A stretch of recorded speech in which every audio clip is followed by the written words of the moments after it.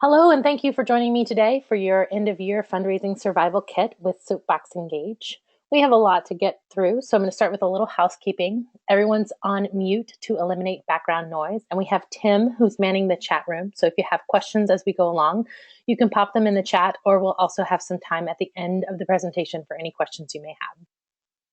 We are recording, so you will be able to come back and listen later as well.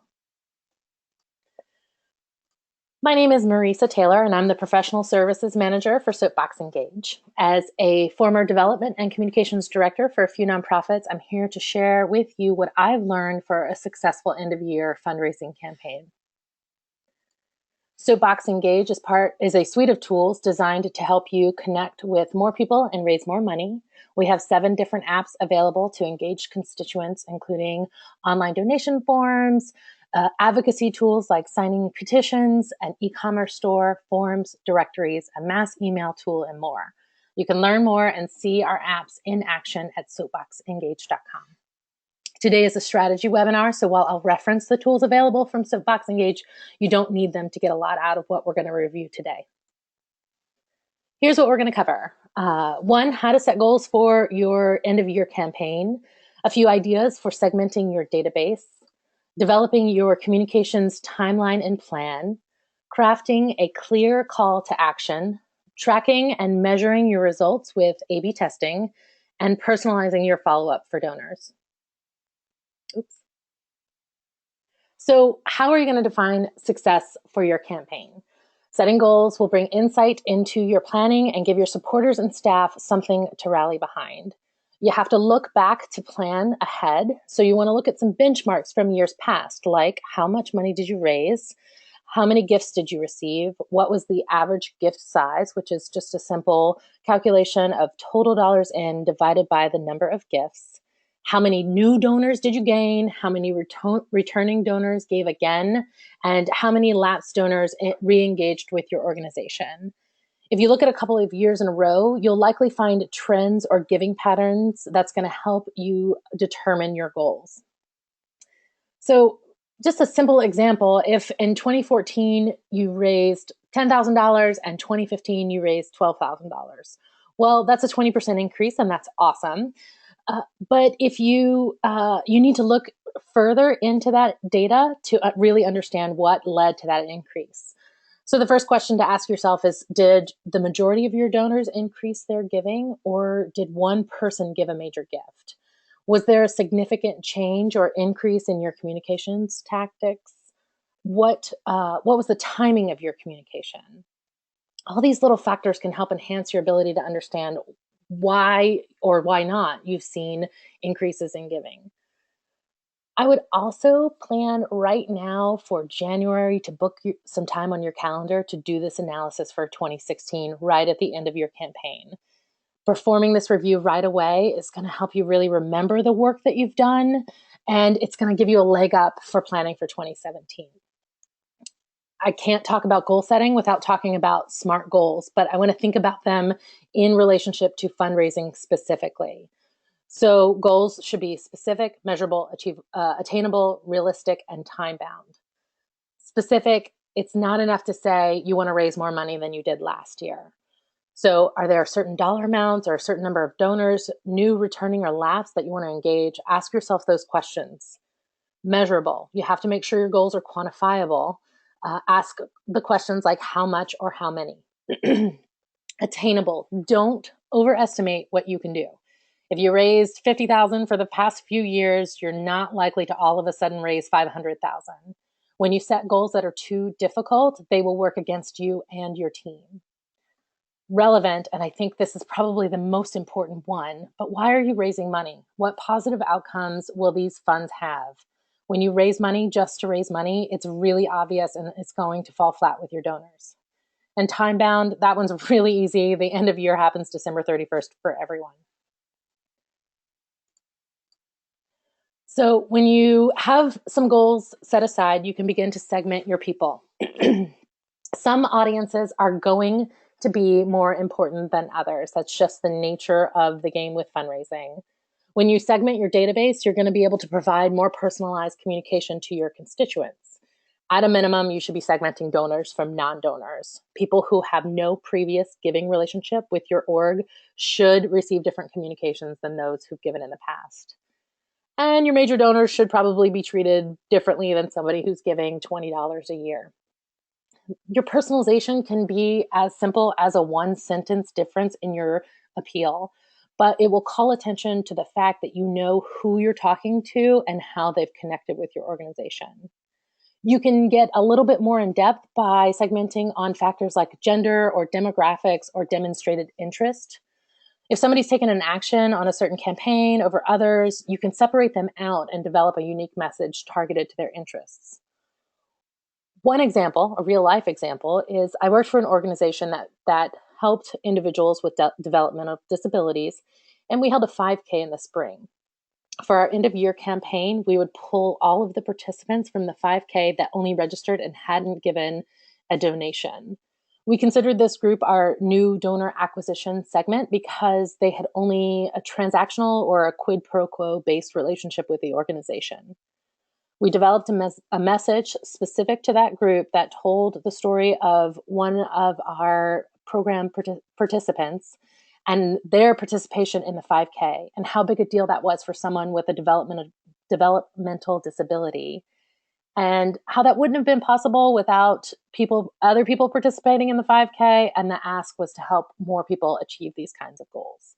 The campaign was really successful, and our follow-up communication included that same consistent theme as we connected with those people further down the line. After you have your donors segmented into groups, then you can start to plan the specific tactics for each group. So we all know 30% of all giving happens in December. 10% of all giving for the year happens in the last 3 days of the year. And giving on December 31st is typically concentrated between like noon and 7 p.m. So you can start there and work backwards when you're setting up your timeline. Your plan should definitely include more than just an ask. So here's what I've done in the past. Around about October, November, share impact. What have you been doing over the last year and what outcomes have been achieved? It doesn't have to be a 20-page annual report. Most people are just too overwhelmed at this time of year anyway to digest that much information. But maybe you can focus your newsletter or social media or a feature story on your website on some main impact stories. The point here is that you don't have to create a brand new communications piece to share this information with your constituents. And one of the most important lessons that I've learned in fundraising communication is that you and your organization, you're really the middleman. The donor and their gifts are actually what makes the outcome possible. And this impact communication should really reflect this. Say thank you. Donor Relations 101 here. If the only communication you're sending is an ask, you're not going to meet your goals and you're probably going to lose donors. Thanksgiving provides this awesome opportunity to make sure you've got a fail-safe in place that your donors have been thanked at least one time in the year. And it also reduces the stress of any kind of holiday card that when you don't know necessarily what holiday a donor celebrates. It doesn't have to be elaborate or cost a lot of money, but donors need to know that you appreciate them. And you can use your donor segmenting to determine the best strategy for each group. For example, major donors might actually get a mailed thank you card, and your lower level donors could get a thank you email, and then the rest of the world can get a social media post or a feature story on your website. Your multimedia campaign begins on Giving Tuesday, which is November 29th, pretty much right around the corner, no pressure. If you don't have a plan for Giving Tuesday, at the end of our presentation on the reference slide, we have a link to a timeline that can help you put a plan together last minute. So don't worry about that. A multimedia campaign to me means two things. Your year-end message should be splashed across all of your communication mediums, social media, email, website, and print. And you should create a theme between your online presence and any print materials to provide a consistent look and feel for your constituent. That message repeated over and over again is what typically will get people to act. For social media posts, plan for a combination of posts about impact and those that include calls to action. For email, I've always just used a minimum of 3 email asks, depending upon the specific campaign. But most importantly, removing people who have given so that they don't receive another ask after a gift has come in. And direct mail is not dead and should be incorporated into your giving plan. I would set a goal to have a letter out by December 1st. That's obviously dependent upon your organization. When you're thinking about each message, you need to ask yourself a couple of questions. What is your theme or story? When are you sending it? Who is sending the message or signing the message? What's the actual call to action? Is there something different than giving? Maybe it's signing up for an email list or sharing on social media. Is the message for a specific group, or how will the message be modified based on your segmentation? Where are they going to go? And does the page still have to be developed on your website? And how does it coordinate with your website, your social media, and any print materials? How does it all work together?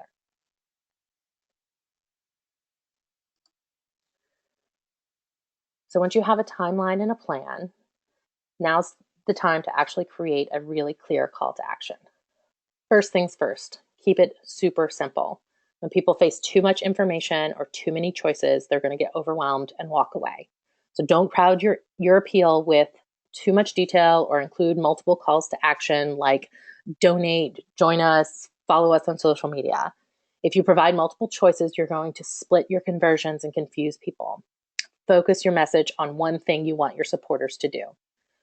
Donors need to know why me, why now, why this organization. I was so excited to get this email in my inbox the other day because it's a pretty perfect example of a great call to action. So I got this from water.org, and I'm just going to break it down really quickly. So the first paragraph is, this week, your donations to water.org will count as 2. From now until Saturday, every dollar donated up to $50,000 will be matched. There's the why now. They've stated the urgency. Every dollar that comes in is going to be matched up until Saturday. Water.org has helped transform more than 5 million lives through access to safe water and sanitation. This week, we have the opportunity to impact the lives of 4,000 people. So why this organization? They were super succinct, and I know exactly what this gift is going to do and exactly what their organization does. Donate today and help water.org bring even more women hope, children health, and communities around the world a bright future. Why me? There's a tug on my emotions there. Of course, I want women to have hope and children to have health and communities to have bright futures. So why does their cause matter? They've told me. One thing that they didn't do was they didn't give me a specific ask. So this is another way to get a leg up in your call to action. Study your donors' donation history and create messaging that both meets them where they are and encourages them to increase their gift. If somebody donated $25 as part of your last campaign, they're not likely to suddenly give $100 or $500. So you can craft your message that stresses the difference an extra $10 or $20 might make. I've often referenced the last gift amount and thank them for it in an appeal, and then ask for a specific amount that's an increase. So something like, thank you for your last gift of $25, content about what that gift did, what new initiatives we're planning, and then will you help more people with your gift of $50 today? You can use your donation forms to help target gifts. If you set 3 predefined amounts, most constituents will choose the amount in the middle. So if you say $15, $25, and $50 as options on your donation form, oftentimes people will choose the one in the middle. You can target your web content to back up your targeted communications by developing separate donation forms that match the way you're communicating with your constituents. With Soapbox Engage, you can create an unlimited number of pages to match your messaging and provide that seamless experience from your communications to your donation form. You can also send predefined amounts through a URL so that the form is automatically filled in. For example, one of our clients was celebrating a 25th anniversary and held a $25 for 25 years campaign. The link in their email included that predefined amount parameter, so the user didn't have to do any extra work. A couple of other tips on your call to action. Use action words. That's why we call it a call to action. Use powerful, compelling verbs that attract visitors and drive engagement. People don't necessarily want to submit a form, but they want to join a fight. And also think about color. Eye-catching, contrasting colors will catch attention and draw visitors in. Things like red evoke urgency and blue evoke or symbolizes trust and security. So think about that when you're developing your appeals. Test your messaging. So testing is an experiment. So you pretty much have to put on your scientist hat here and get curious about what makes people act. You'll create test groups and send them your message. You can test anything from subject lines to email templates to graphics and of course any part of your message. It will take some time, but you will see what trends emerge and you can determine what works and what doesn't work. So step one, you have to figure out what you're testing. I recommend for each version, you only test one thing. So things to test are your subject line, the call to action text or button, any headlines, any specific message text, colors, and so on. You would create a version of email with just one of those elements that's different. So whether the subject line is donate today or because of you. Simple as that. From there, you'll segment out a portion of your total email list to test. So say you have 1,000 emails. Create a segment of maybe 10% or 100 emails. It's going to be up to you to determine what the best segment should be. You can also run version tests on lapsed donors and new donor segments as well. Once you've got your segment, you'll split that into version groups. It depends on the number of tests you're running. So let's say you're going to test the email subject line and you only have one version to test. If you have a segment of 100 emails, you'll split that into 50. Group A gets version A, Group B gets version B. Then you have to analyze the results. And don't be too quick to rush to judgment on this. I typically like to wait about 48 hours to determine a winner for my test version. Your email program should give you the results that you need, but if not, Soapbox Mailer is a mass email tool that runs directly in Salesforce to give you that optimum reporting. You can repeat with additional versions to test other elements within your email, and then anyone who is a non-responder can go back into your testing pool. The thing about this is you should do as much or as little here as you are capable of for your organization. Testing is wonderful and great.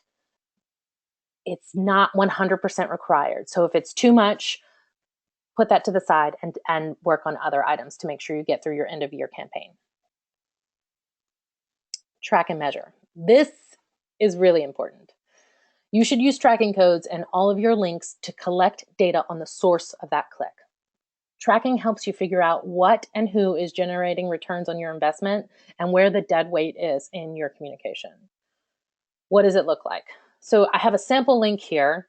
Soapbox Engage uses 3 tracking codes: UTM campaign, UTM source, and UTM medium.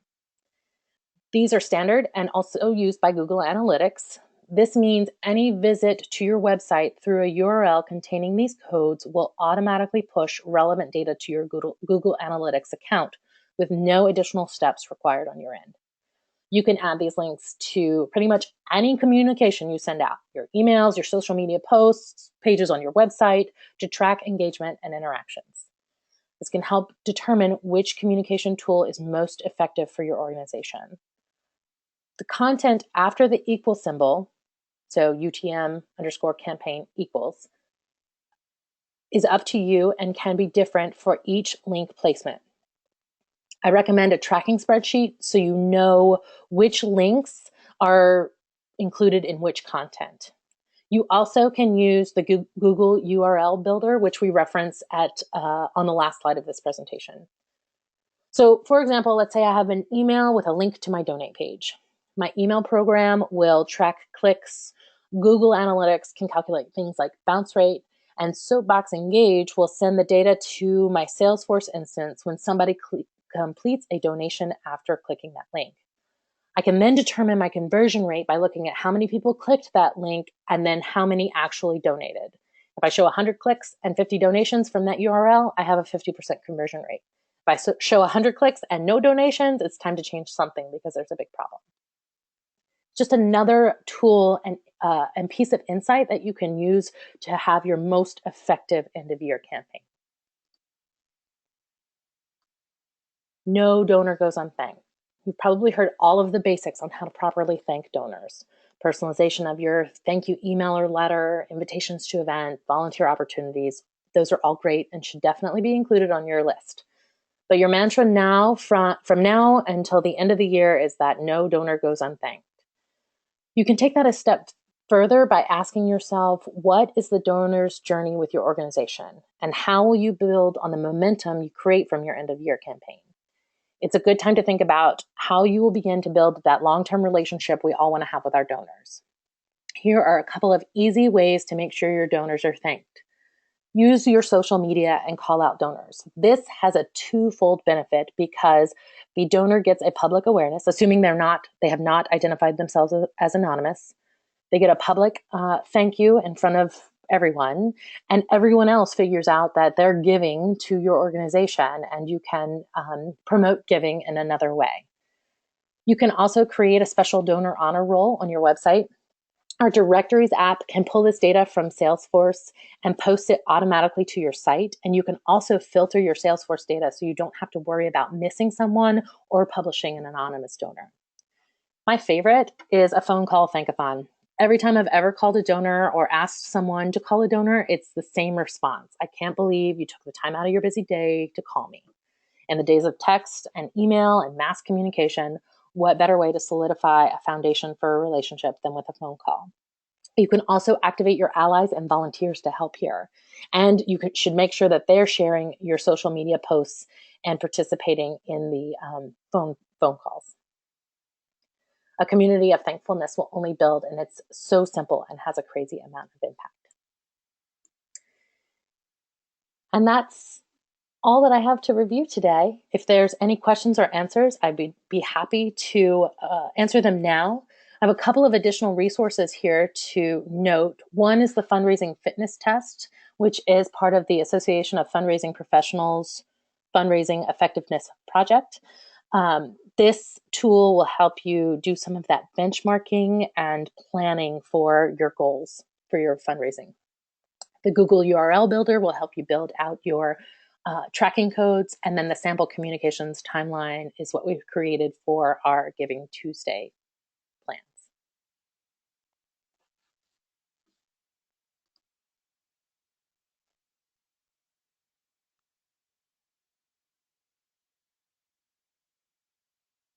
And at this time, it doesn't look like we have any questions. I'll give it just another minute or two to see if we have any takers.